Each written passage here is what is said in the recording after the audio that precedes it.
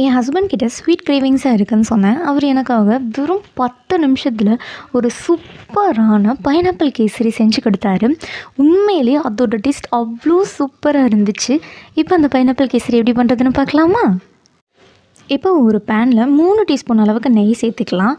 இதோட ஒரு 1/2 கப் அளவுக்கு ரவை சேர்த்து ரவை பொன்னிறமாக வர்ற வரைக்கும் நல்லா இதை வறுத்து எடுத்துக்கலாம். இப்போ அதே கப்பில் 1/2 கப் அளவுக்கு தண்ணி சேர்த்து இந்த தண்ணியை நல்லா கொதிக்க வச்சுக்கலாம். இதோட ஃபுட் கலர் நம்ம சேர்த்து தண்ணி நல்லா கொதித்ததுக்கப்புறமா இதோட பைனாப்பிள் எசன்ஸ் ஒரு 2 மூடி அளவுக்கு சேர்த்துக்கலாம். இதோட நம்ம வறுத்து வச்சுருக்க ரவையும் சேர்த்து கைவிடாமல் ஒரு 5 மினிட்ஸ் நல்லா இதை கிளறி கொடுத்துக்கலாம். இந்த அளவுக்கு நல்லா இதை கிளறி கொடுத்ததுக்கப்புறம் ரவை எடுத்த கப்லேயே 1/2 கப் அளவுக்கு சுகர் எடுத்துக்கலாம். அதையே இதோடு சேர்த்து சுகர் நல்லா மெல்ட் ஆகிற வரைக்கும் நல்லா கிளறி கொடுத்துக்கலாம்.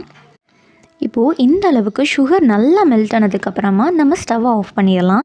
நெய்யில் முந்திரியும் பாதாமையும் தாளித்து அதை இதோடு சேர்த்துக்கலாம். அவ்வளோதான், நம்மளோட சூப்பரான 10 நிமிஷத்தில் பண்ணுற பைனாப்பிள் கேசரி ரெடி ஆயிரும். எனக்கு ஸ்வீட் கிரேவிங்ஸ் இருக்குது, அதே நேரத்தில் வேகமாகவும் செய்யணுன்னா இந்த ஸ்வீட் ரெசிபியை கண்டிப்பாக ட்ரை பண்ணி பாருங்கள். ஜஸ்ட் ஒன்ஸ் ட்ரை பண்ணி பார்த்துட்டு சொல்லுங்கள்.